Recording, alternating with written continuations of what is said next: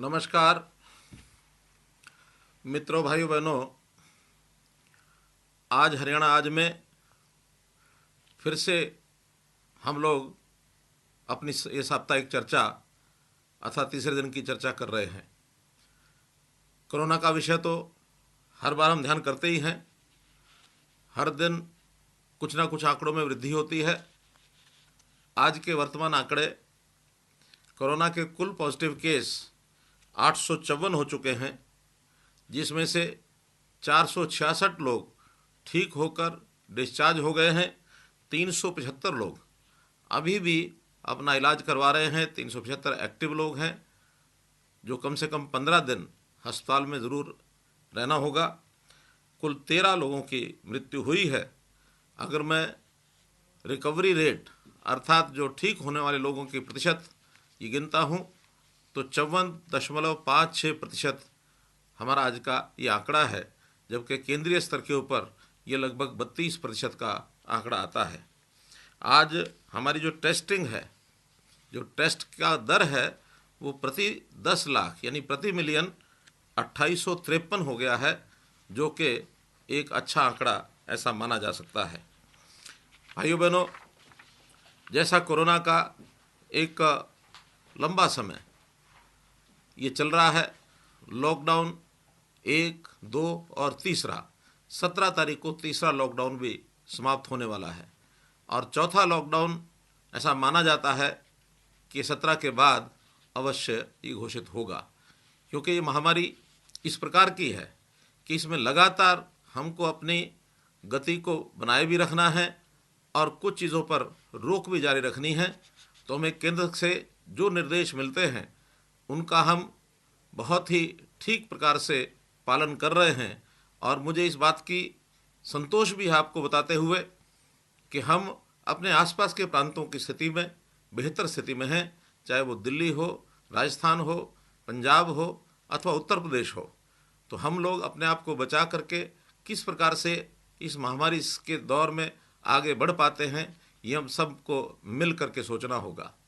इसी कड़ी के दौरान प्रधानमंत्री जी ने अभी 3 दिन पहले देश के लिए एक बहुत बड़ा आर्थिक पैकेज इसकी घोषणा की है और वो घोषणा अपने देश को आत्मनिर्भर करने के लिए अर्थात आत्मनिर्भर भारत, इस बात को ध्यान में रख करके ही की गई है।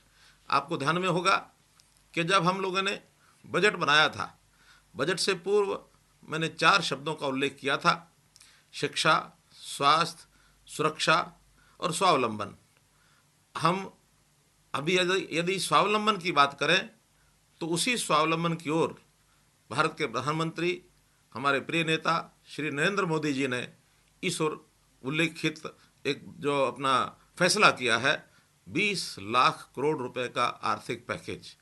और इस पैकेज की लगातार जानकारी हमारी वित्त मंत्री श्रीमती निर्मला सीतारमण वो हमको लगातार दे रही हैं। आज भी उन्होंने कुछ बातों पर चर्चा की है।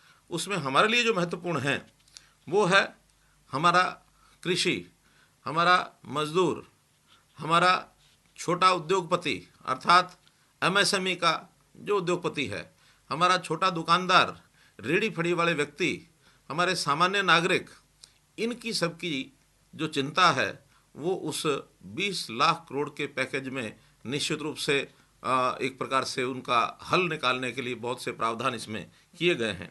यदि मैं कृषि की बात करता हूं तो हमारे किसान कुल लगभग 16 लाख किसान हैं और इन 16 लाख किसानों को जो एक प्रकार की घोषणाएं की गई हैं वो लगभग 3.5 लाख करोड़ रुपए की 16 लाख नहीं, सारे देश भर के लिए 3.5 लाख करोड़ रुपए की और ये एक घोषणा इसके अंदर की गई है। इसमें हमको लगता है कि हज़ारों करोड़ रुपए का योगदान इसमें निश्चित रूप से हमारे लिए भी होगा और हम अपने प्रदेश के किसानों को भी उनका लाभ पहुंचा सकेंगे। पहला विषय जो हमने तय किया है कि अभी तक जो कृषि का फसल ऋण जो उपलब्ध होता था, ये फसली ऋण केवल जो भूमि मालिक होते थे उन्हीं के नाम से केसीसी कार्ड बन करके उनको मिलता था। अब हमने हरियाणा में तय किया है कि एक कानून लाकर हम लोग जो ठेके पर ज़मीन लेते हैं अर्थात जो काश्तकार होते हैं, ये फसली ऋण बैंकों से उनको भी मिल सकेगा, ताकि अपनी फसल की कटाई करने के बाद वो उस ऋण को उतार सकते हैं। इसलिए इस एक्ट बनने के बाद किसी भी ज़मीन के मालिक को कोई खतरा नहीं रहेगा कि गिरदावरी यदि काश्तकार के नाम से हो जाती है तो उससे ज़मीन की मलकियत का कोई असर नहीं पड़ने वाला। इसलिए एक बहुत बड़ा प्रावधान ये हरियाणा के अंदर हम लेकर के आ रहे हैं। और ये जो लाभ हैं जितने भी, वो उस ठेके पर ज़मीन लेने वाले व्यक्ति को भी उसका अतिरिक्त ये लाभ मिल सकेगा। हम लोग मंडियों के अंदर अपना फसल बेचने के लिए जाते हैं, अभी भी प्रोक्योरमेंट का सीज़न चल रहा है। बहुत से इंफ्रास्ट्रक्चर के विषय, इस इंफ्रास्ट्रक्चर पर भी इस घोषणा में लगभग 1 लाख करोड़ रुपया ये रखा गया है। तो ऐसी इंफ्रास्ट्रक्चर की जो जितनी भी व्यवस्थाएं या जितने सुधार, जितना प्रबंध वो करना होगा। विशेष तौर पर क्रॉप ड्रायर अर्थात फसलों को सुखाने के लिए, क्योंकि हम जानते हैं कि मॉइस्चर एक बहुत बड़ी बाधा प्रोक्योरमेंट में होती है। तो उस मॉइस्चर को ठीक स्टैंडर्डाइज करने के लिए, ठीक उसका अनुपातिक जो आवश्यकता है वहाँ तक लाने के लिए फसलों की सुखाने की दृष्टि से वहाँ क्रॉप ड्रायर लगाए जाएंगे। ये योजना भी हमने बनाई है। मुझे खुशी है कि भावांतर भरपाई योजना जो हरियाणा में पिछले 3 वर्ष से हमने चलाई है, इसको प्रधानमंत्री जी ने अपने इस पैकेज के अंदर शामिल किया है और इसको सारे देश भर में लागू करने की बात कही है।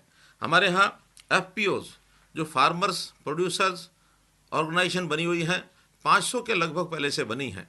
इस घोषणा के अंदर प्रधानमंत्री जी ने उसका बजट और बढ़ाया है और इसको लागू करते हुए हम अपने 500 FPOs को 1500 FPOs तक अर्थात 1000 नए FPOs और बढ़ाएंगे। और इसका प्रावधान भी हमको इस पैकेज में मिलेगा।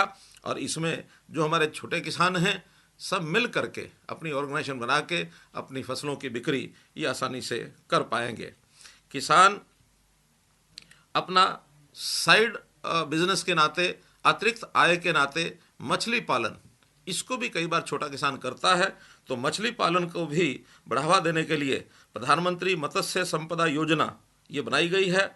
और इसमें विशेष तौर पर जो क्षारीय ज़मीन है, शोरे वाली ज़मीन है, इस ज़मीन में हमारे मछली पालन के केंद्र बढ़ाए जाएंगे। केंद्र का 20,000 करोड़ रुपए का प्रावधान किया गया है, जिसमें 400 से 500 करोड़ रुपए तक का लाभ ये हरियाणा के हमारे किसान मछली पालक ये भी उठा सकेंगे। और हमारी जो ज़मीन है, जो शोरे वाली ज़मीन, क्षारीय ज़मीन, इसको ठीक करने का मौका भी हम इसमें मिलेगा।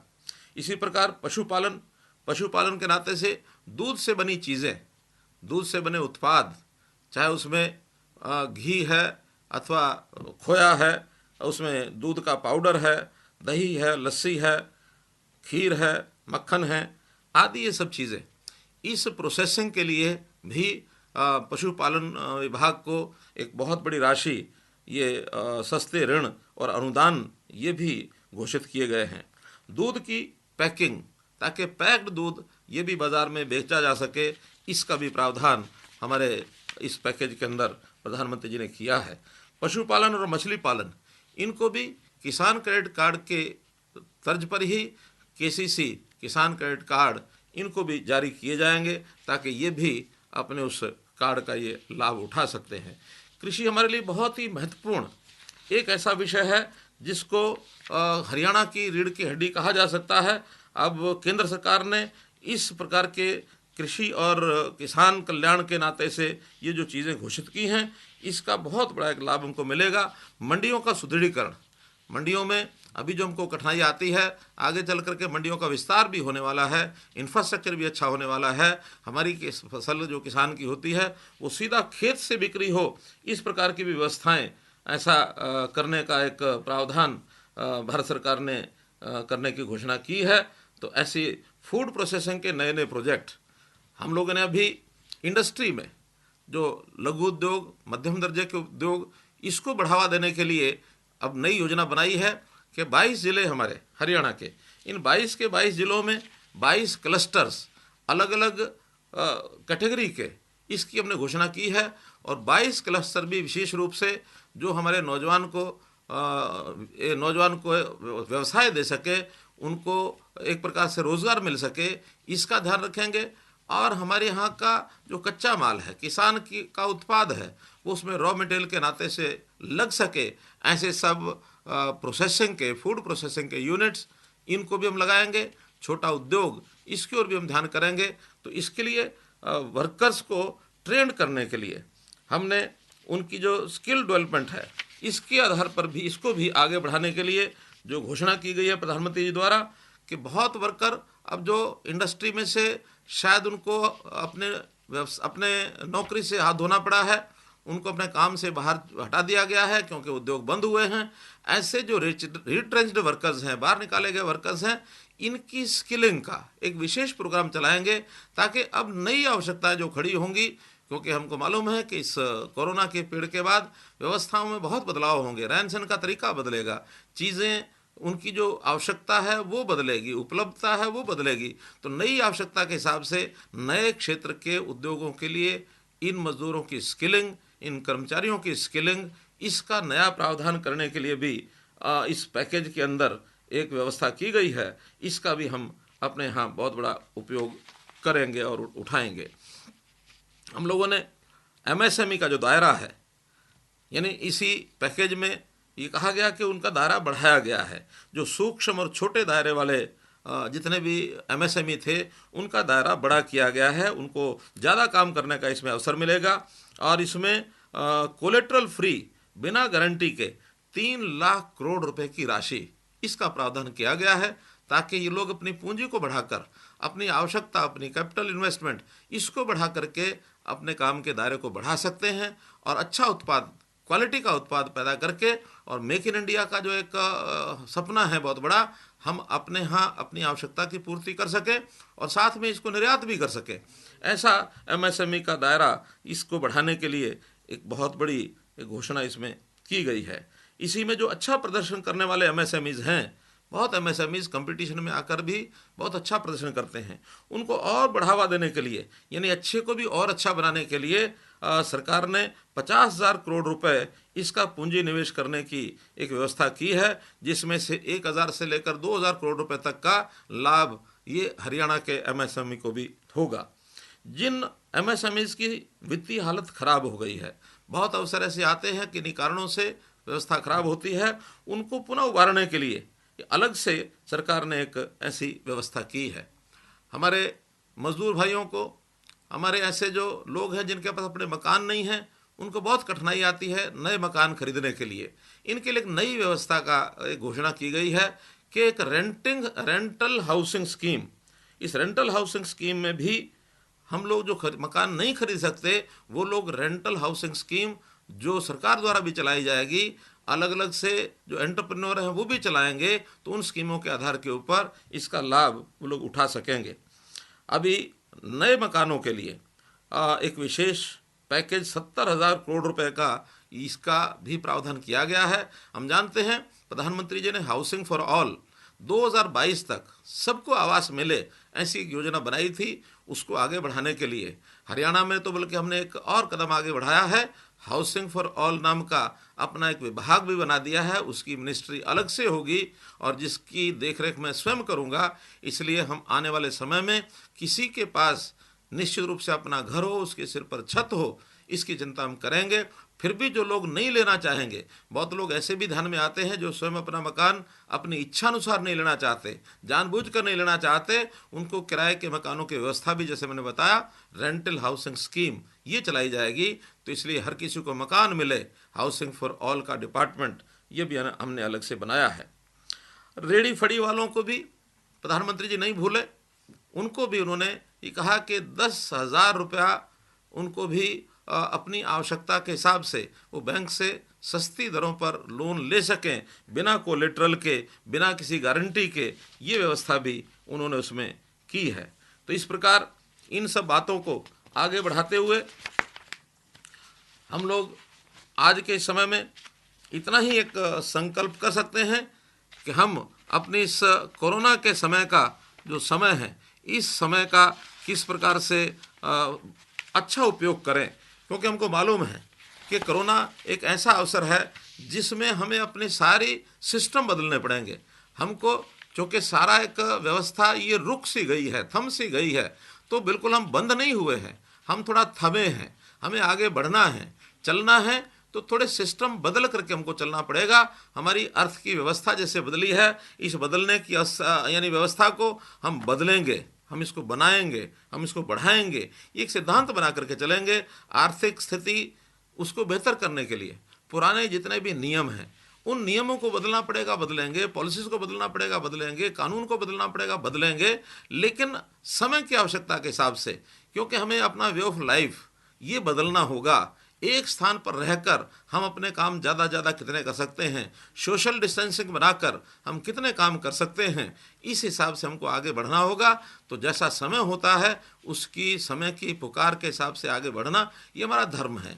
इसलिए हम इन सब चीज़ों को बदलते हुए, मुख्य बात वो ये कि हमको अपनी सोशल डिस्टेंसिंग ये बना करके रखनी है, इसको कोई भी यानी इसमें लापरवाही नहीं करनी है। प्रधानमंत्री जी ने कोरोना का एक जो अर्थ दिया था प्रारंभ में, मुझे ध्यान में है, पहले अपने भाषण में, कोई रोड पर नहीं, कोरोना कोई रोड पर ना जाए। मैं आज थोड़ा सा परिवर्तन प्रधानमंत्री जी से क्षमा मांगते हुए इसकी एक नई परिभाषा मैं करने जा रहा हूँ। कोरोना हमको कोई रोक नहीं सकता, ये हमारा कोरोना है। हमको आगे बढ़ना है तो एक सिस्टम बना के बढ़ना है। अब निश्चित रूप से 2 दिन के बाद 4th लॉकडाउन, इसकी कुछ योजना बनेगी और उस योजना में हम लोगों को कुछ छूट भी मिलेगी। लेकिन छूट मिलने का अर्थ नहीं है कि हम पहले वाली सब चीज़ें जैसा फ्रीली करते थे उस प्रकार से करने के बजाय उसके अंदर जितने भी निषेध रखे जाएंगे, जितनी उसके अंदर व्यवस्थाओं को बताया जाएगा कि इसके आगे हमको नहीं बढ़ना है, उन सूचनाओं का अक्षरशः पालन करना, अनुशासन बना के रखना है, इसका अवश्य ध्यान रखेंगे। बहुत से लोग कहते हैं कि हमारी अर्थव्यवस्था बिगड़ रही है, इसको ठीक करने के लिए सब कुछ खुली छूट दी जाए। मेरा कहना है हमारी प्राथमिकता आर्थिक व्यवस्था ठीक करने की हो सकती है, लेकिन ये छोटी प्राथमिकता है। बड़ी प्राथमिकता कोरोना को रोकना है, कोरोना का संक्रमण ना हो, ये हमारे सबसे पहली प्राथमिकता है। अगर हम कहीं कोरोना के चक्र में फंसे तो फिर हमारी अर्थव्यवस्था को कोई भी नहीं संभाल सकता।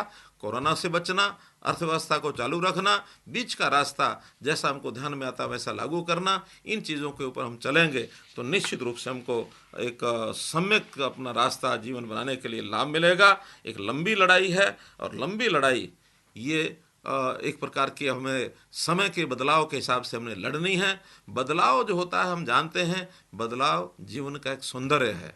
अगर बदलाव अब आया है, इसमें कोई कठिनाई आई है तो इसको कष्ट के रूप में न लें, बल्कि इस बदलाव के समय पर इस बदलाव को स्वीकार करके और जीवन का आनंद इस रूप में इसको लें तो निश्चित रूप से हमारा भविष्य अच्छा होगा। कोरोना हारेगा, भारत से भागेगा। बहुत बहुत धन्यवाद, बहुत बहुत आभार।